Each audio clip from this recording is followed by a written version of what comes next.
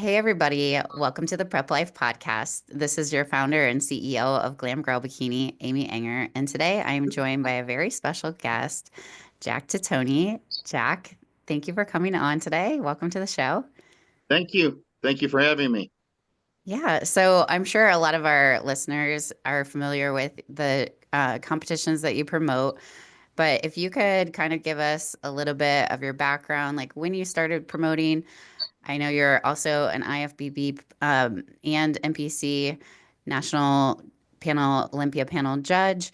You have a list of accomplishments, and you have your wife alongside you. And so, as far as that goes, kind of give us a little bit of how you guys got started with everything. Well, that's a mouthful. I know. Yeah, it is. A lot of We're questions. yeah, I'm a little long in the tooth, so that won't be a quick answer, unfortunately. But I actually started back in 1983, many years ago when we were kind of getting away from the AAU and Jim was starting this great thing we call the NPC today in '83. And that's actually when I first started judging and started here actually in Missouri when the original chairman was a guy by the name of Mike Barberi, which I'm sure most of your listeners won't know who that is. But Mike was actually one of the first people to put on the USA as he was the chairman of Missouri way back then. But I started off with Mike. He brought me on as an expediter. And Amy, back then, before you could become a judge, it was an unwritten rule that you needed to understand the process of show promoting. So they would start you off as expediting and maybe checking in people and then the process of judging. So to simplify the answer here, I started way back when in 83, I guess, judging, uh, was helping Mike out considerably with the shows that he was putting on back then. And he had, I believe, about 5 states. And about 2 or 3 years into it, I decided that I was going to go into the military. I was still very young and went into the military for a long period of time. Came Okay. out, went into law enforcement, and I think it was 2008. I got a phone call from Jim, asked me how I've been, and asked me if I wanted to get back involved in the sport. And it's been full time since. Oh, wow. Okay. Well, thank you for your service. Appreciate that. And how long have you and Ann been together then? Uh, we have been together for like 24 years. And now, Okay. don't quote me on that. It's 23 or 24. When she finds out, she'll probably be very upset. Been married, been married 20. And, we started this crazy world of bodybuilding together with her actually competing. I think everybody knows her story, so I don't want to eat up all of our time today. But she was in a bad car accident, and I talked her into getting into competing to help with the trauma and the injuries, and it led to her, being a very successful pro and an Olympia pro, and led to us putting on shows and judging shows, and now being the chairman of many districts, and we've come full circle. Yeah, tell us which states you're the chairman of. We are the chairman of Missouri. Hold on now. Missouri, Kansas, Arkansas, Iowa, Nebraska, South Dakota, and now North Dakota. Wow. Okay. And was North Dakota just added recently? North Dakota, well, we there's a long story to that, but I'll give you the Okay. short version. Yes and no. We were kind of overseeing it as of last year when the previous chairman resigned, and I got a phone call from Tyler asking if I could help out up there, and we did. And uh, this year we're gonna hopefully put up a couple shows up there and start to grow that area. It's a very rural area, that part of the country, so it's Yeah. very difficult. So we're gonna try to put some effort into it and see what we can get done up there. Okay. Very nice. And so for this coming show season, which first of all, I just want to tell you as a coach in the industry, I always appreciate you have your schedule out way in advance. That just makes it really nice on the athletes and coaches to kind of plan their show season. I think when you get all of that kind of listed out there, how many competitions are you promoting this year? 14, possibly 15. Okay, awesome.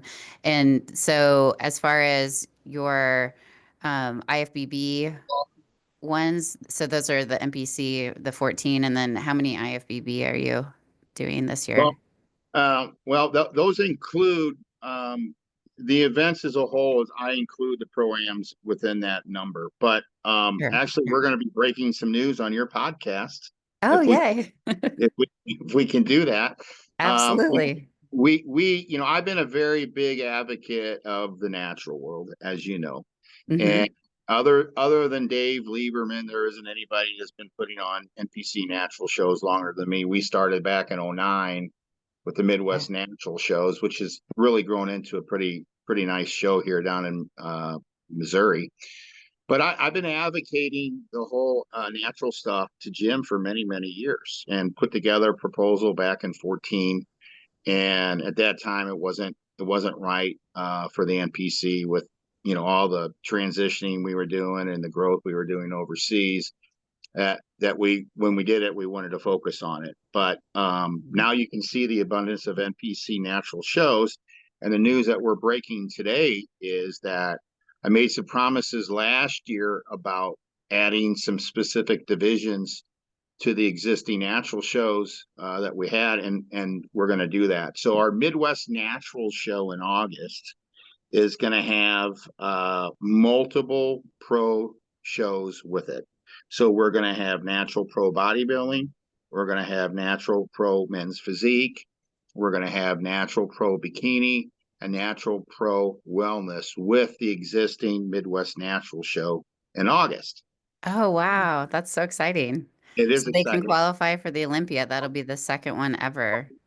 Well, they can Right? qualify the way there's let me add some information here that'll be Okay. helpful. There's so much confusion right now. Actually confusion for some of the promoters last year until we had this thing all figured out. But the way the qualifications work for the pros is if you do a pro show, a natural pro show, you qualify to go to the Ben Weeder. Okay, the Ben Mhm. Weeder is going to be on the natural side of things, like the Olympia for the time being. So everybody can't just do the uh, Ben Weeder as a pro. You have to qualify to do it, and the way you qualify is to go to one of the state or regional shows that are having pro shows. Oh, okay. Is that so as an IFBB pro? So, for example, Lana Dunbar that won the Ben Weeder as a natural pro bikini and got qualified for the Olympia. So now she has to do something in the future for 2025. She'd have to qualify as a pro in a natural. Is that what you're saying? If I'm understanding you right? Well, I think last year, I think last year we were fine tuning the qualification and how we were going to do things with the pros. And what I've been made to understand and what's posted up at NPC News Online is that for the pros that are competing in the natural Ben Weeder side of the show, if they Mhm. if they win that show, let me back up a little bit. To qualify to do the Ben Weeder show as a natural pro, you have to win a pro natural show at an event like myself or anybody else who may be putting on a natural show. If you win the Ben Weeder, I believe you do qualify for Olympia. I'm not certain on that though. I'm not certain Okay. on.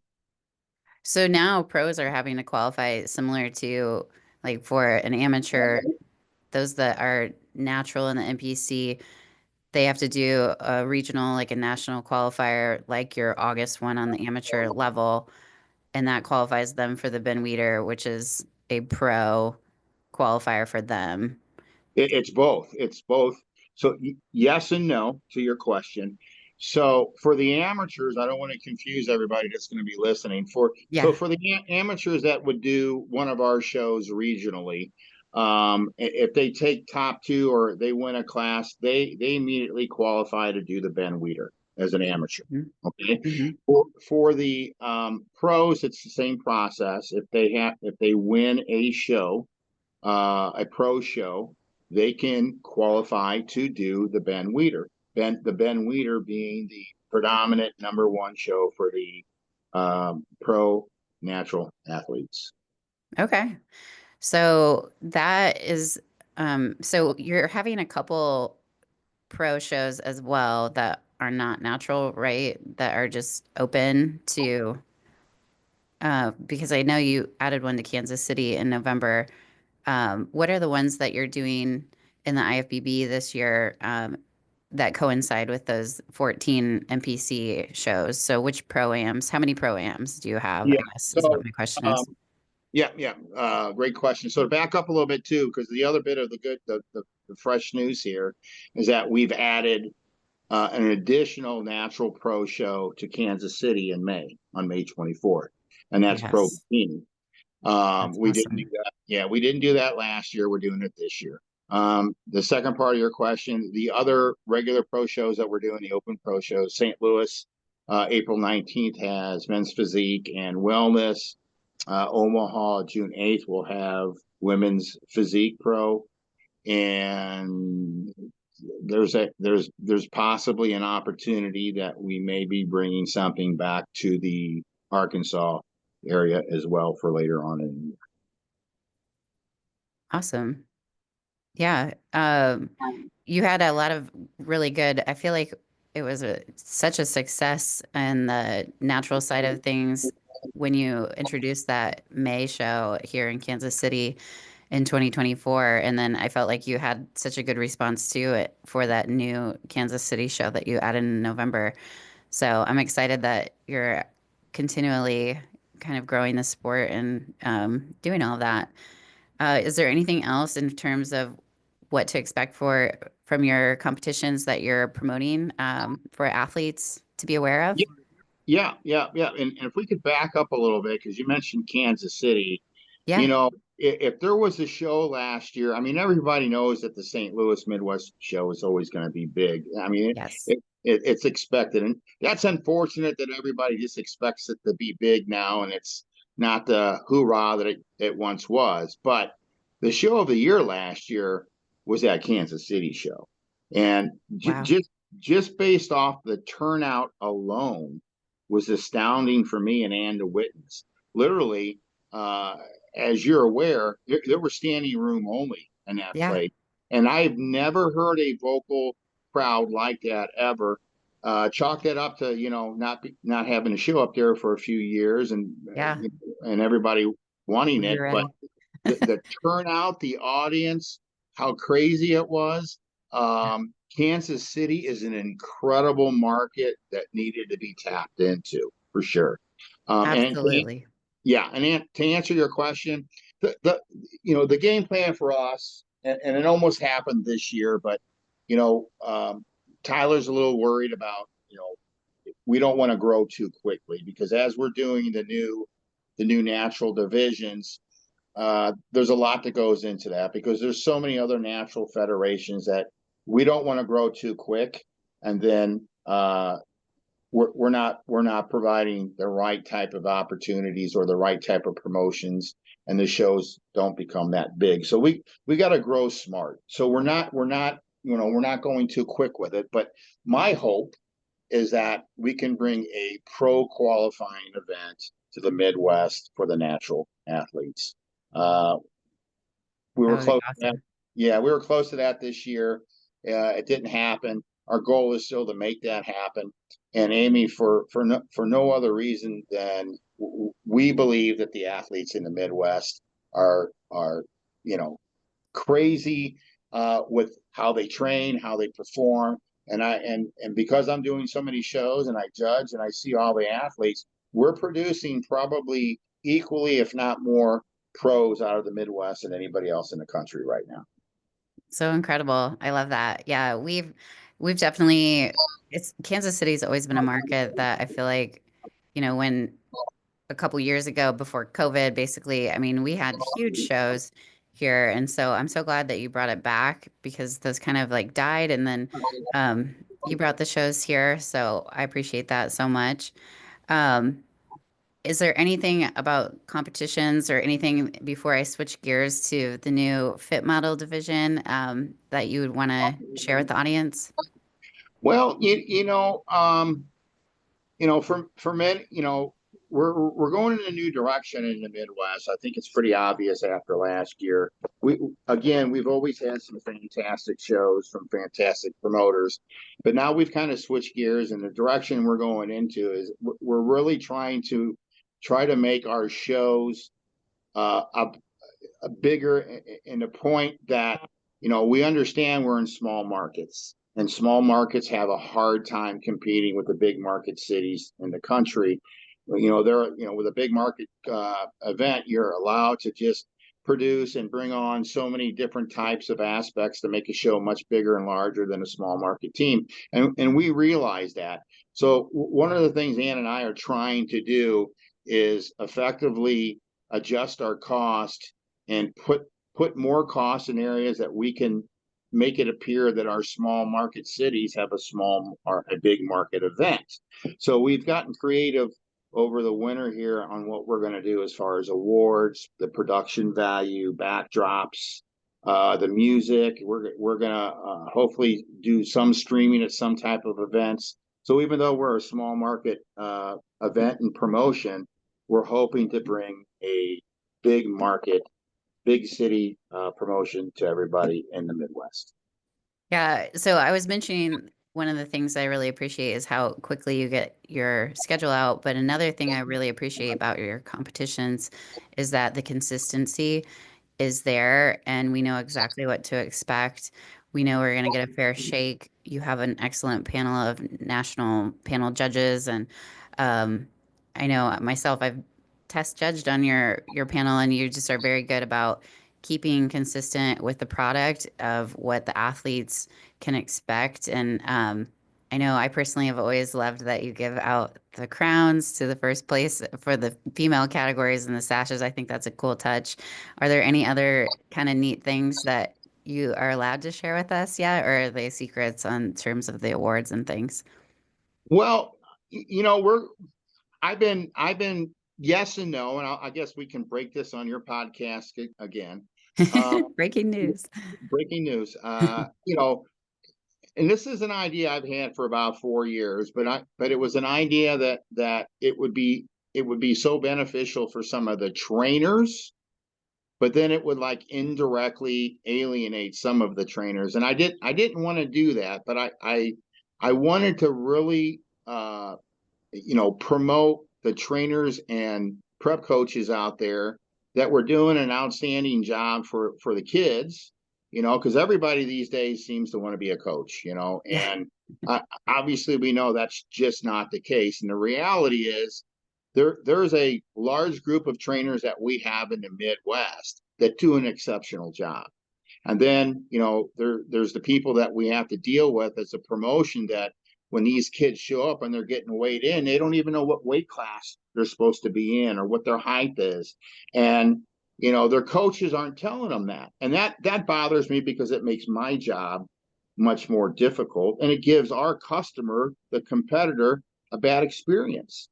And so one of the things we want to roll out this year is we're going to start uh, actively promoting the trainers and put them on our website with links, and the people that we believe that support the athletes in the Midwest, that support our events, and we feel that do a really good job.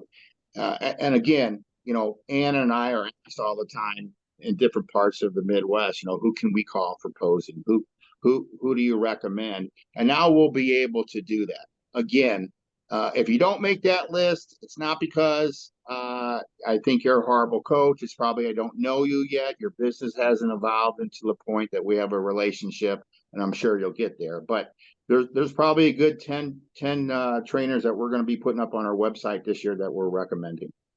Oh, that's very nice. I think that's awesome that you're doing that. So, all right. As far as the fit model division that's come out, I took a look at your website on the couple of shows that the registration's open, but Can you just tell us a little bit about what categories you anticipate for a fit model to be at your shows and height splits and things like that? Yeah. So that's another loaded question with us, but actually easy question.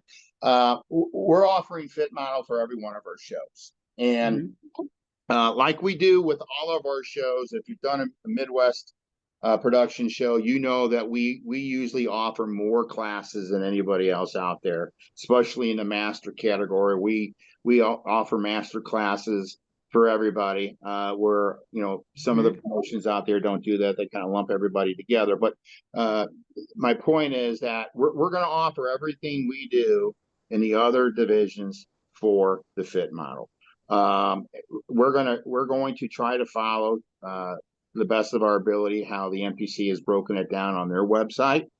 To include, obviously, we're going to have true novice, novice, open, and we'll have all the master divisions in fit model as well as we usually do for the other divisions. So Awesome. it's going to be loaded. I think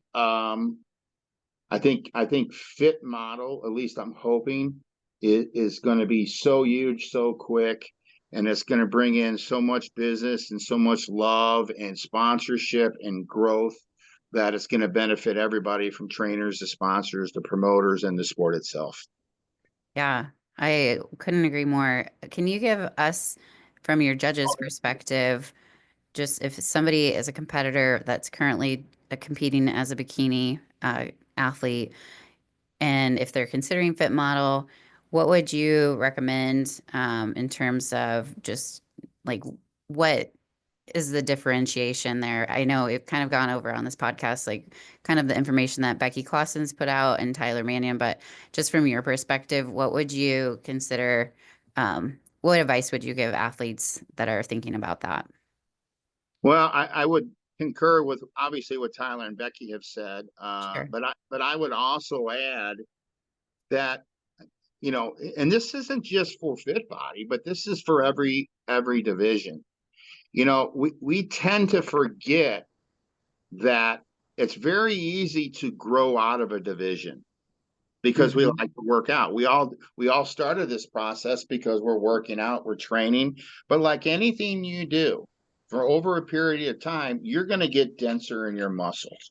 You're going to get thicker muscles. You're going to get a little bit harder. You're going to get a little bit vascular, and that is because you're still working out. So the bikini girl that has started off one way and 4 years from that point is probably not going to look the same way if she's working out the same way.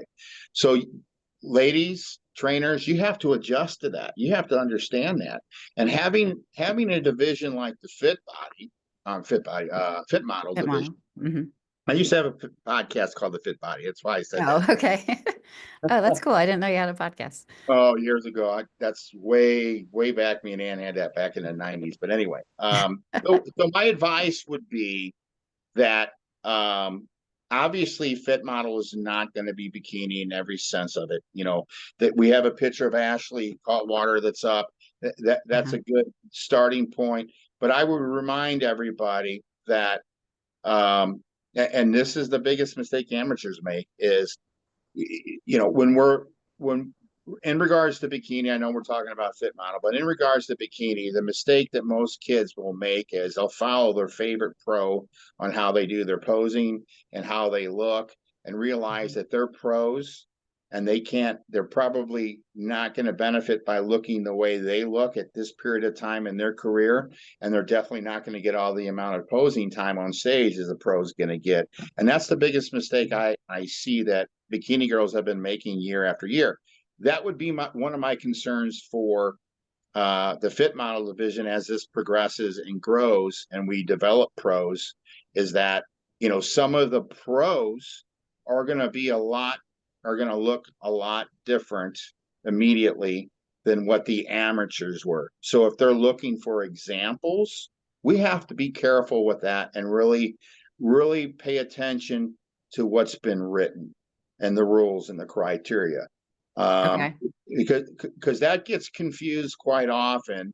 Hmm. Probably every show we do. Again, these kids are following their favorite pros and watching their favorite YouTubes, and they think this is how they Hmm. should look and this is how they pose. And then they realize, they get 20 seconds on stage and not a minute. And Hmm. they don't understand why, they can't have cap shoulders and their favorite bikini girl has cap shoulders. So as we don't really have anything to compare right now with the fit model ladies, I would use some of the things that jumped out at us with bikini to make sure we don't make those mistakes again. And that statement is really directed to the athletes and the coaches and preparing them the right way and following the criteria to a T.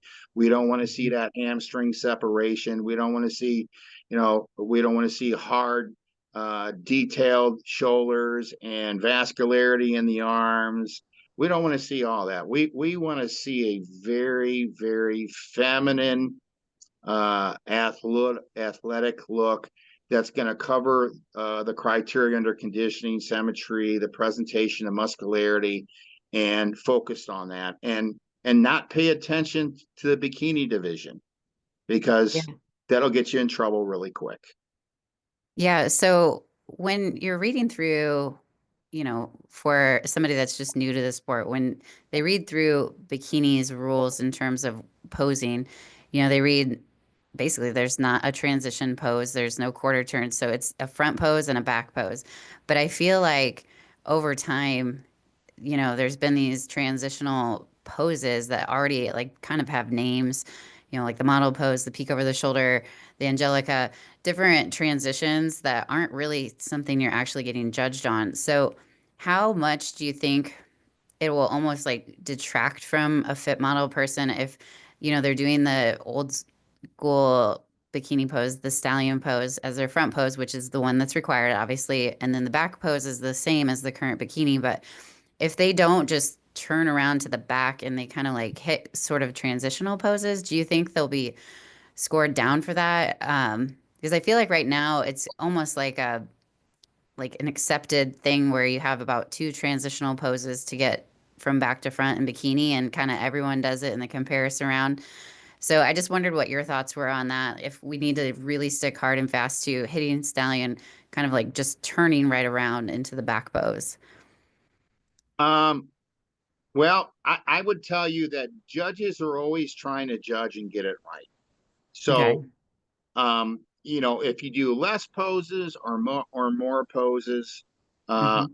as far as a coach goes and recommending that, and if Hmm. you think the emphasis is going to be on the back pose, or let's say they're walking back to the rear of the stage and then walking back, obviously the point of all of that is for at least me anyway, Hmm. is I'm trying to determine, because the ladies are very good of hiding things, and then Hmm. they're very good of expressing themselves. And a good example of that would be is, when we're walking them towards the back of the stage, it's very difficult to hide anything that you shouldn't have in the back area.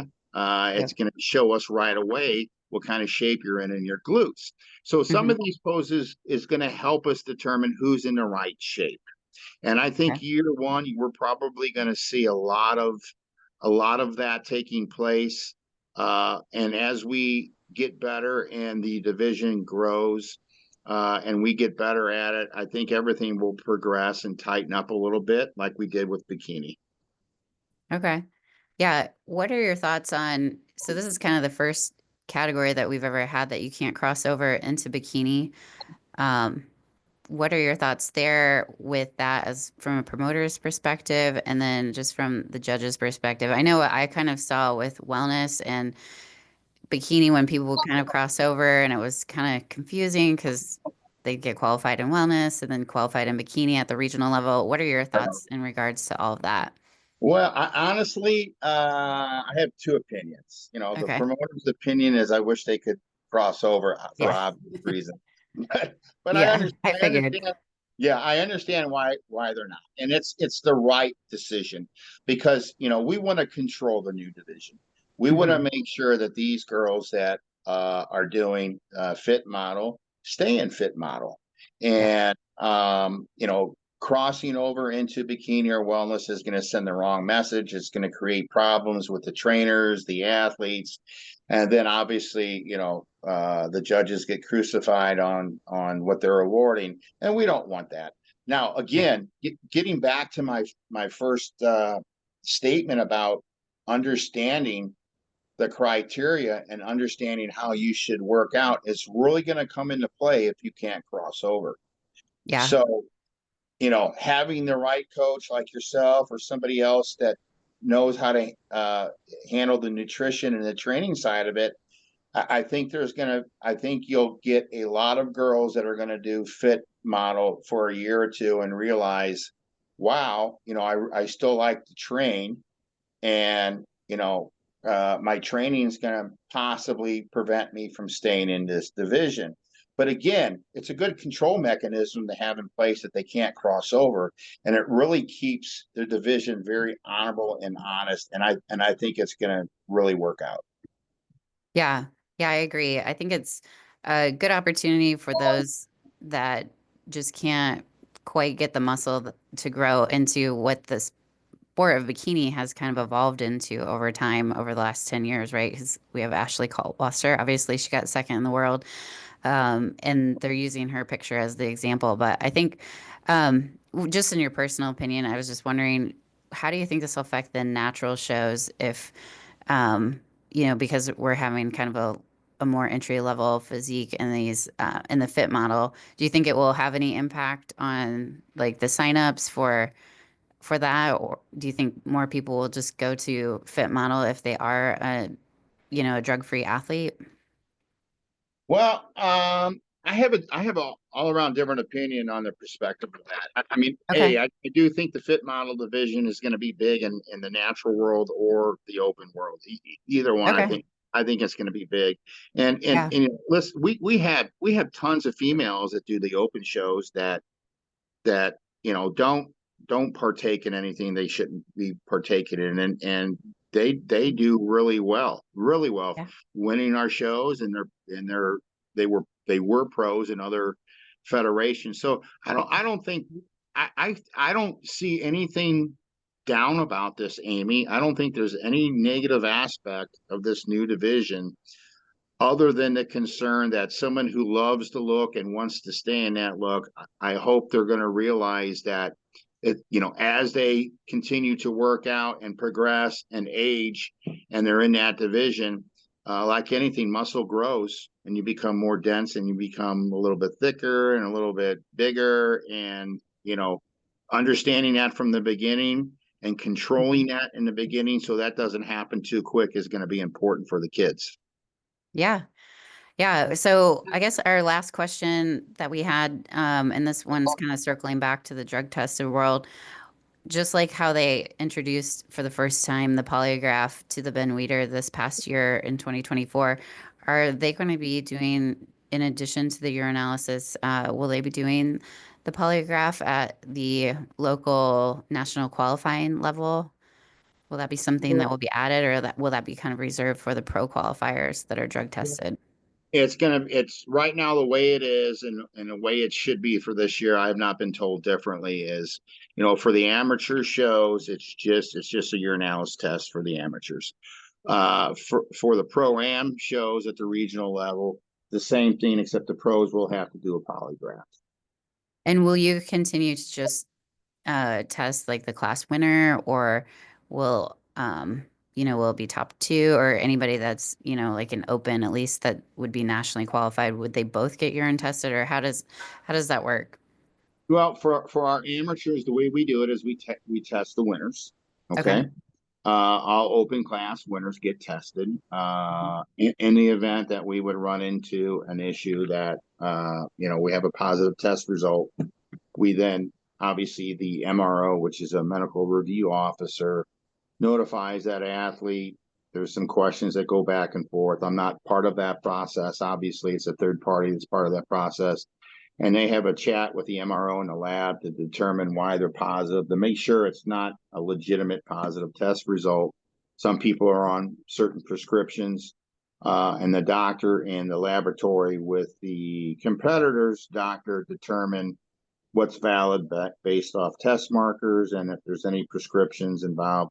We don't get much of that. Most of the kids that Okay. do our show are pretty legit, and we have not run into that issue.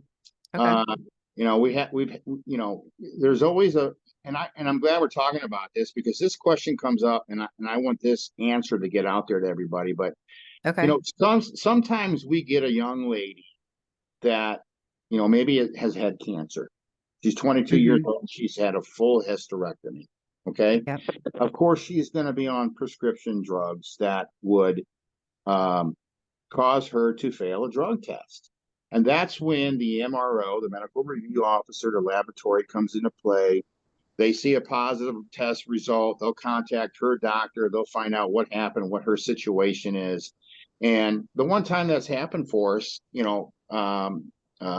for the reasons I just mentioned, she was prescribed some stuff that she had to be on based off of her situation, but her test results were still in normal range. So, Okay. those are things that we don't typically have happen. Um, but those are things that can happen, and that's why we have an MRO that's part of the process. It keeps the promotion and the NPC out of it, and we allow the doctors to work through that. And if there's litigation that needs to happen, it's always through the third party companies and not the promotion or the NPC. Um, Yeah.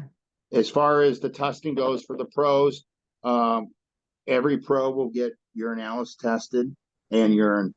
I'm sorry, every pro will get a polygraph and a urine test. Okay. So that one in May when you're having natural bikini, and then the one in August when you're having the natural bodybuilding, men's physique, bikini, and wellness, they'll all get polygraphed. Every single athlete that's in the IFBB in that show will get polygraph and urine tested. For the pros. Yep. Okay. Have you used the two form, the therapeutic use? I forget what the E stands for, but I noticed that for the Ben Weeder and for this new drug tested show, Pro Qualifier in May in Pittsburgh, the fitness, I'm probably going to call it the wrong name, but you know what I'm talking about. They have the athletes in addition to the polygraph and the urinalysis, they have them fill out a two form. So for example, like you said, if somebody's a breast cancer survivor and they're on tamoxifen to prevent, the cancer coming back, they could disclose that in the two form. Is that something that you're doing with the pros since you're also doing the polygraph or? Yeah, they have the way we've done it. We've posted all that. The NPC and IFBB have posted all that information on the websites, and Mm-hmm. when we will provide where they can go to get that information as well.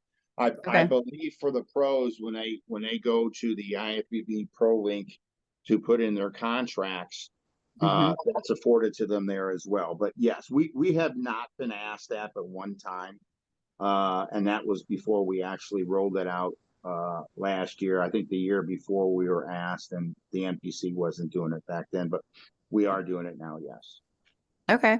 Well, was there anything that I didn't ask you a question about that you would like to share with our audience or before we kind of hop off? Is there anything you wanted to share? Well, other than we appreciate, and I appreciate all the support that everybody's been giving us over the last 20 years in promoting shows, and we're gonna take it up a notch this year. At least we hope to. We're gonna try to put a big promotion into a mid-tier city for everybody that does our shows. And we thank you. We thank all the trainers out there that do it right, that support us, and that we will be endorsing this year. Not that that means a whole bunch, but it's just another thing that we can do to show our support to you guys. That's super nice. I love that. Thank you so much. And if people wanted to reach out, if they want to sign up for one of your shows, can you share with our audience? We'll link it in the show notes as well, but just kind of like your Instagram and your website. Yep, npcmidwest.com, really easy. All of our event information is on there. All of it's current. The only thing that may not be current is entries aren't up on all events. We usually put the entry forms up about 16 weeks before each show. Uh, we understand that people really don't need to fill out an entry any earlier than that. At least we hope not. Our Instagram, boy, I think it's NPC underscore IFBB Midwest on Instagram. So you can hit us up either way. We have tons of Facebook pages too for each event on Facebook, and those event pages are just the name of the event. Yeah, it's NPC underscore IFBB underscore Midwest. Yep, you were right.